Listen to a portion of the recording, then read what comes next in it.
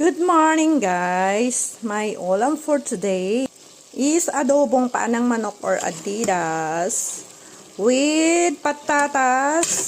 Yan no. And itlog. Ayan, tatlo yan. Tag-iisa kami ng aking dalawang kapatid because today is Martes Market Day. Ayan, ito yung pabaunin ko mamaya. Ayan, malapot yung sabaw. As in, walang sabaw. Ayan na, ano na. Ayan, nilagyan ko ng dahon ng laurel, pampabango. Ayan, ano na yung isang itlog, oh. Ito yung ulam namin, mamayang lunch. Adidas.